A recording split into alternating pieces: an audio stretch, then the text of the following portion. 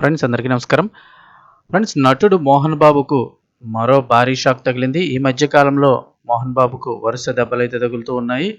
ఇప్పుడు మోహన్ బాబు యూనివర్సిటీకి సంబంధించి చూసుకున్నట్లయితే ఒక విద్యార్థిని ఆత్మహత్య చేసుకుంది. అసలు ఏం జరుగుతుంది ఏంటి వివరాలు తెలుసుకుందాము. వీడియో పూర్తిగా చూడండి. అలాగే తప్పకుండా ఒక లైక్ చేయండి. మరిన్ని అప్డేట్స్ కోసం ఛానల్ని సబ్స్క్రైబ్ చేసుకోండి. ఇంక వివరాల్లోకి వెళ్ళిపోదాము. తిరుపతి జిల్లాలో విషాదం నెలకొంది. ప్రముఖ మోహన్ బాబు యూనివర్సిటీ ఎంబీయూలో BTech data science final year చదువుతున్న భువన అనే విద్యార్థి అనుమానాస్పద స్థితిలో బలవన్మరణానికి పాల్పడడం స్థానికంగా కలకలం రేపుతోంది.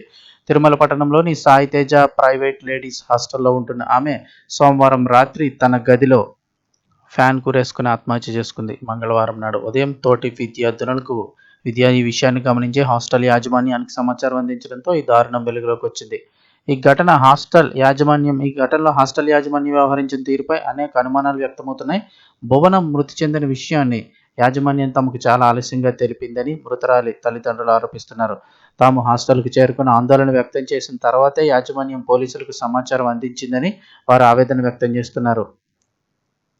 చదువులో చురుగ్గా ఉండే భువన ఆత్మహత్య చేసుకునేంత బలహీనురాలు కాదని, ఆ మృతి వెనుక ఏవైనా ఇతర కారణాలు ఉన్నాయనే కోణంలో కూడా సమగ్ర విచారణ జరిపించాలని కుటుంబ సభ్యులు డిమాండ్ చేస్తున్నారు.